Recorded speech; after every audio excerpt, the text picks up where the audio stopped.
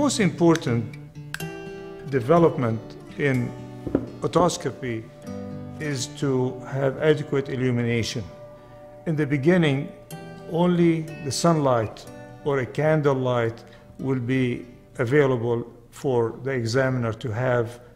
And I'm going to show you a couple, three examples. I'm going to replace the sun with an iPhone, the light from the iPhone, to demonstrate how it worked. So the first example I want to show you is Weber Otoscope.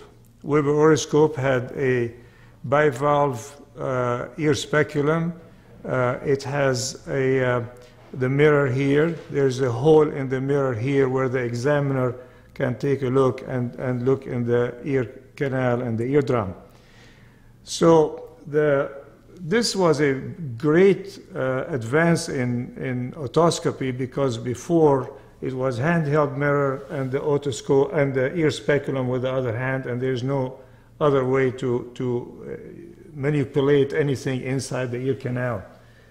So I'm going to show you an example of how this worked. So the examiner will be looking through here, and the sunlight or the candle will be shining against the mirror, which will reflect the light through the center of the bivalve ear speculum, and that's how the examiner can see the eardrum through the hole here. The biggest breakthrough was when everything was contained in one piece of equipment. This is one of the earliest Brunton's otoscope. And as you can see in Brunton's otoscope, there is the 45-degree mirror here with a hole in the center of the mirror.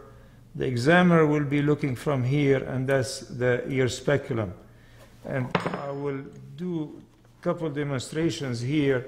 You can see how the light hits the 45-degree mirror, and it will reflect the light and throw it through the ear speculum.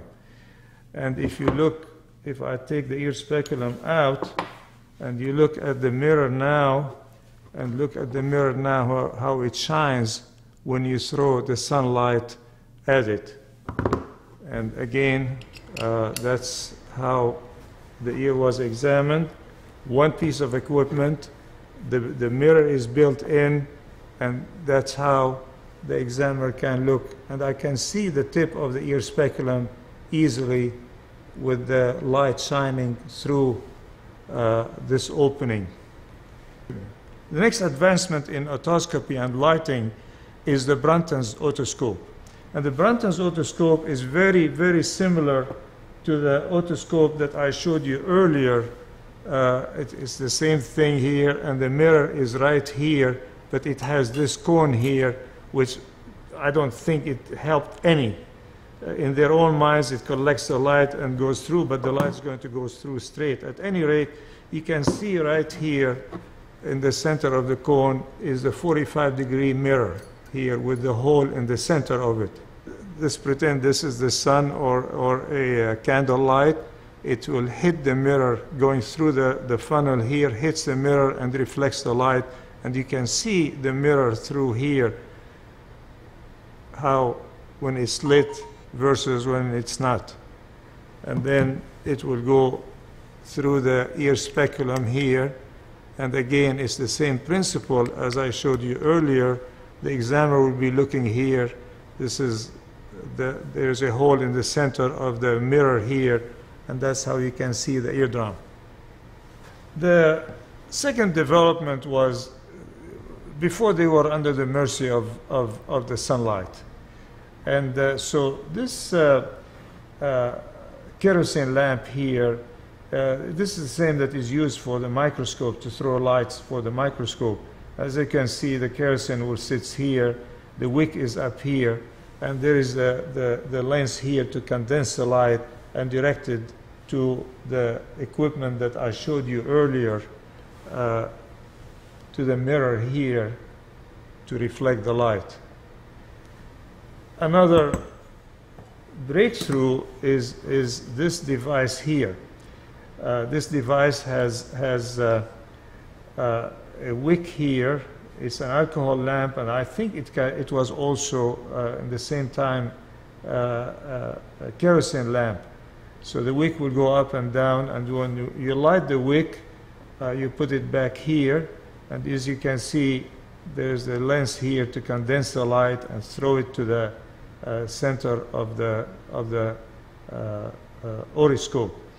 And there is a little chimney up here, very that's a beautiful instrument as far as I'm concerned. The next breakthrough was to eliminate the outside source of lighting and to have everything included in one instrument. So this here is a typical Brunton's otoscope. If you look at it, as you can see, the Brunton's otoscope is exactly the same. This is where you have the mirror, the 45-degree mirror here, and this is the examiner looking from here. But instead of relying on the outside light, they invented this alcohol lamp that will screw inside this housing here, and it will shine the light. You can see the wick here. This tunnel here is where the light will go through. There is a concave reflecting area here that will direct and concentrate the light through this tunnel. It will hit the mirror here, which is 45 degrees, and the examiner can look through here and see the eardrum. So this is the first time in 100 years this instrument and the next one will be lit. And I'm using alcohol here.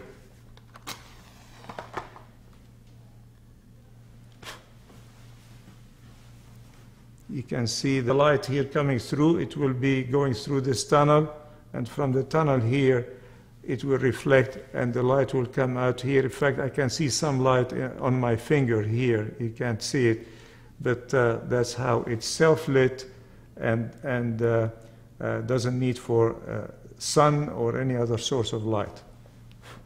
Here's another example of Brunton's and another way of lighting the mirror to reflect the light. So here's the same Brunton area. This is the 45-degree mirror here.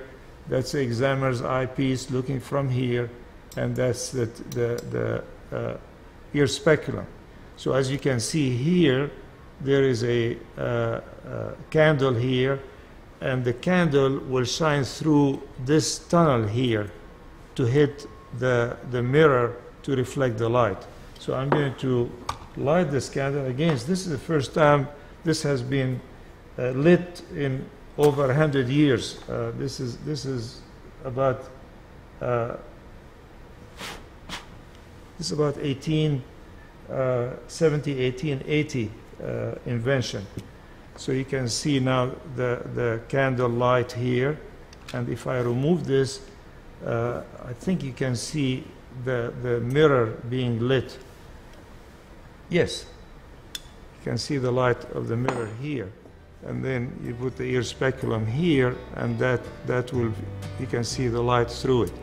And if you look here, after I turn it off, how it there's no light going through.